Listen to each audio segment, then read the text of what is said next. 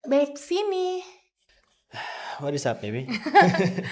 Ada yang nanya, ada beberapa yang pengen tahu, Hmm, kenapa kamu suportif banget sama perjalanan menyusui aku sebagai ayah ASI lah, basically.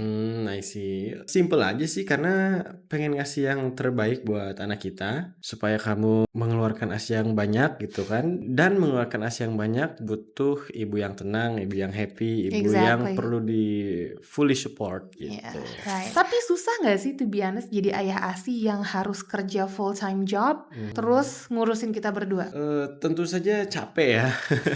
Itu apalagi kalau misalnya macet di jalan gitu. By the way, waktu itu masih naik motor. Mhm.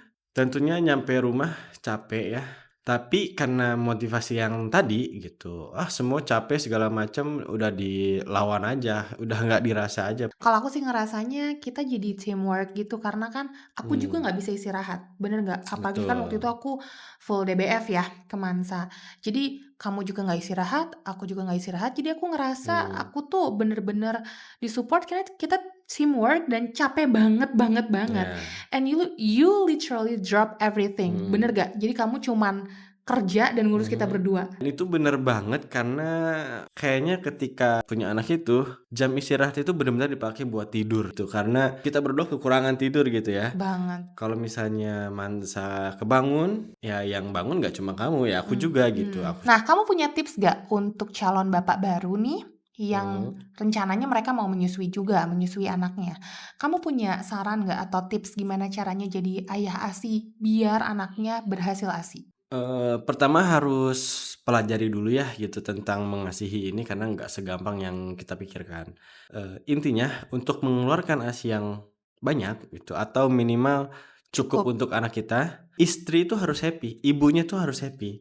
tenang Kenapa? ya, Karena itu akan mengeluarkan hormon-hormon bahagia, hormon-hormon senang yang melancarkan ASInya keluar hormon gitu. oksitosin. Betul. Terus yang kedua harus turunkan ego gitu. Jangan ngerasa kalau misalnya kita udah cari nafkah nih capek-capek misalnya dari pagi sampai sore atau bahkan sampai malam, itu memang kita harus berkorban karena kita memutuskan untuk punya anak gitu. Jadi kita harus berkorban waktu istirahat kita, waktu nyantai kita gitu untuk bantuin istri minimal kayak cuci sterilnya gitu Mhm. ya, atau kalau misalnya yang harus formula nyiapin susunya gitu kan. Ya jadi menurunkan ego itu sangat penting untuk kelancaran menjadi ayah ASI gitu. Jadi yang pasti harus dilakukan pertama adalah Mhm, membekali diri dengan ilmu ya. Waktu itu ya kita belajar betul. bareng juga, dan yang pasti akhirnya berkompromi. Ya seperti kata pepatah lah, happy wife, happy life.